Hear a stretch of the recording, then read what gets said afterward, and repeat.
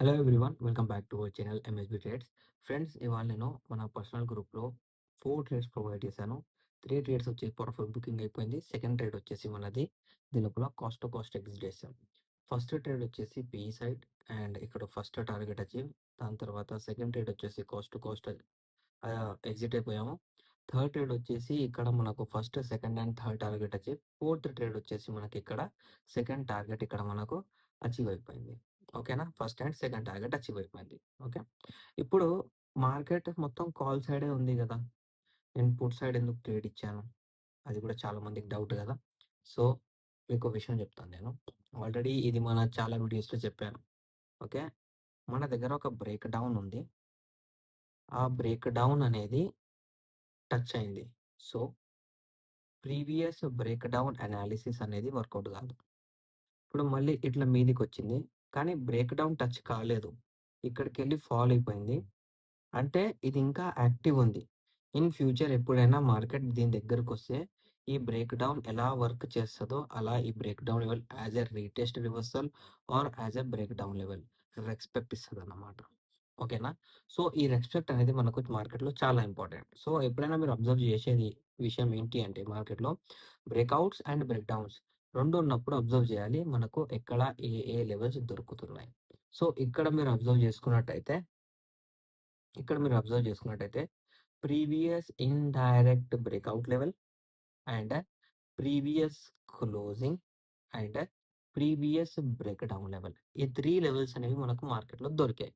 So ఈ 3 లెవెల్స్లో ఇది మనకు యాజ్ ఎ సెల్లింగ్ ట్రేడ్, ఇది యాజ్ ఎ సెల్లింగ్ ట్రేడ్, ఇది యాజ్ ఎ సెల్లింగ్ ట్రేడ్. అంటే మార్కెట్లో ట్రెండ్ ఇక్కడైనా చేంజ్ కావచ్చు, ఇక్కడైనా చేంజ్ కావచ్చు, ఇక్కడైనా చేంజ్ కావచ్చు.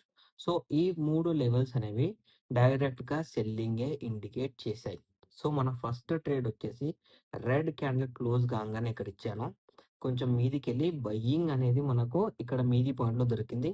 దాని తర్వాత ఇమీడియట్గా ఇక్కడ 75 పాయింట్స్ పడంగానే మనకు 13 రూపీస్ ప్రీమియం అనేది యాడ్ అయింది. దట్స్ వై మనకు అక్కడ ఓన్లీ ఫస్ట్ ట్రేడ్లో ఫస్ట్ టార్గెట్ అచీవ్ అయింది. సెకండ్ ట్రేడ్లో ఏమైంది అంటే ఇక్కడ రెడ్ క్యాండిల్ ఫామ్ అయింది, దాని తర్వాత బ్రేక్ అయ్యి ఫాల్ అయింది. బట్ 2 రూపీస్ ప్రీమియంతో ఇక్కడ మన టార్గెట్స్ అచీవ్ కాలేదు. మళ్ళీ మీదికి వెళ్ళి కిందికి వస్తుంటే కాస్ట్ టు కాస్ట్ ఎగ్జిట్ చేయించి థర్డ్ ట్రేడ్ ఇమీడియట్గా ఇచ్చాను, దానివల్ల ఇక్కడ ప్రాఫిట్ బుకింగ్ అయిపోయింది. ఫోర్త్ ట్రేడ్ అనేది ఇక్కడ ఇచ్చాను, దానివల్ల ఇక్కడ మనకు ప్రాఫిట్ బుకింగ్ అయిపోయింది.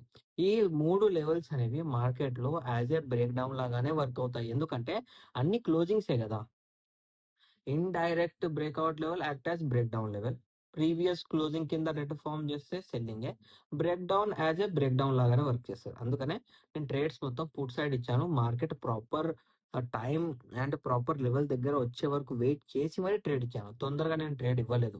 అండ్ నేను ఎందుకు సెల్లింగ్ తీసుకున్నాను అంటే మార్కెట్లో మీరు ఇక్కడ అబ్జర్వ్ చేసినట్టయితే మనకు స్ట్రాంగెస్ట్ బయింగ్ అనేది ఎలా రావాలి, స్ట్రాంగెస్ట్ బయింగ్ అనేది మనకు రావాల్సింది ఇక్కడ మీరు చూడండి, నో విక్ క్యాండిల్ తో స్ట్రాంగెస్ట్ బయ్యింగ్. నో విక్ క్యాండిల్ అంటే క్యాండిల్ కి కింది వైపు విక్ ఉండకూడదు, ఓన్లీ మీది వైపే విక్ ఉండాలి.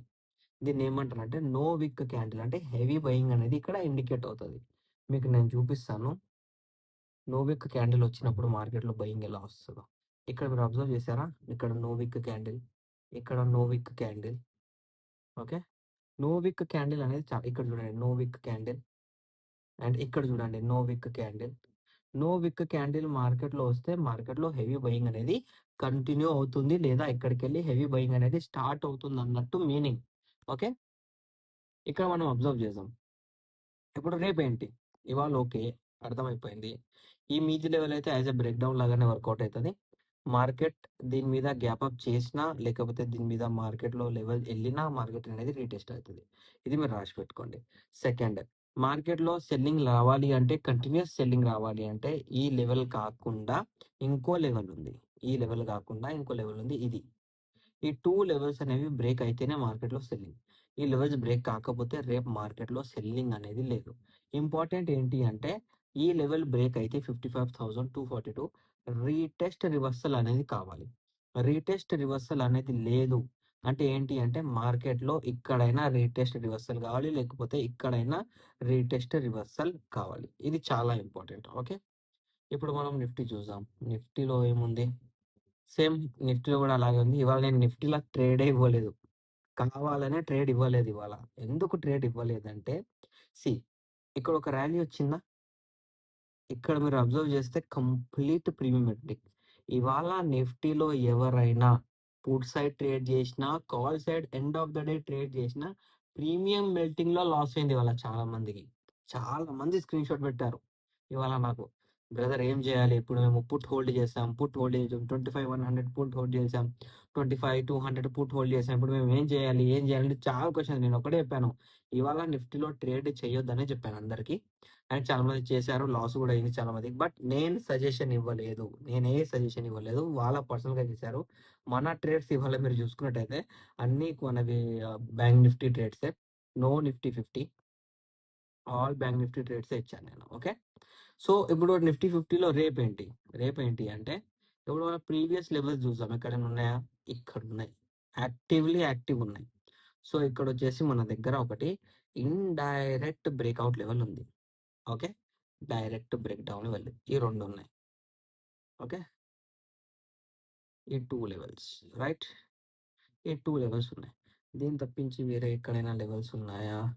ఇన్ డైరెక్ట్ బ్రేక్ డౌన్ అయినా బ్రేక్అవుట్ అయినా ఉందా? లేదు, ఇక్కడ ఉంది. In direct break down level ఉంది. ఆల్రెడీ బ్రేక్ డౌన్ రిజెక్షన్ ఇక్కడ కూడా ఉందంటే మార్కెట్లో బ్రేక్ డౌన్ లెవెల్ అనేది మనకి ఇక్కడ చూడడానికి దొరుకుతుంది. Okay, right, nice. రేపు మార్కెట్లో ఈ లెవెల్ టచ్ అయినా, మార్కెట్ ఈ లెవెల్ దగ్గర ఎక్కడైనా ఒక రెడ్ క్యాండిల్ ఫామ్ చేసిన, with rejection or without rejection, red candle అనేది ఫామ్ అయింది అనుకోండి, డైరెక్ట్ మనకి ఇక్కడ ఏమవుతుంది? డైరెక్ట్ ఇక్కడ మనకు సెల్లింగ్ చూడడానికి దొరుకుతుంది, గ్యాప్ అప్ అయితే. లేదు అలా కాదు, మార్కెట్లో కింద ఎక్కడైనా సెల్లింగ్ కంటిన్యూ కావాలి అంటే, కంటిన్యూ సెల్లింగ్ అనేది మీకు ఇక్కడికి వెళ్ళి చూడడానికి దొరుకుతుంది, 25241 ఫ్రమ్ దీస్ లెవెల్స్. అండ్ మనకు ఇంకా చాలా డీప్ గా నిఫ్టీ పడాలి అంటే simple, in direct break down level ఉంది కదా, in direct break down level ఉంది కదా, ఈ లెవెల్ మీదకి వెళ్ళిందా, ఇలా బ్రేక్ చేసి ఇక్కడికి వెళ్ళి లేటెస్ట్ రివర్సల్ ఇస్తే మార్కెట్లో హెవీ సెల్లింగ్. ఈ లెవెల్స్ తప్ప నిఫ్టీ అండ్ బ్యాంక్ నిఫ్టీలో వేరే లెవెల్స్ లేవు. అండ్ రేపు మార్నింగ్ నేను మీకు మార్కెట్ అనాలిసిస్తో పాటు మార్కెట్ ఇన్సైట్ లెవెల్స్ కూడా అప్డేట్ ఇస్తానండి. ఓకేనా, ఇది వచ్చేసి నా ఇవాల్టి analysis for tomorrow 17th September 2025.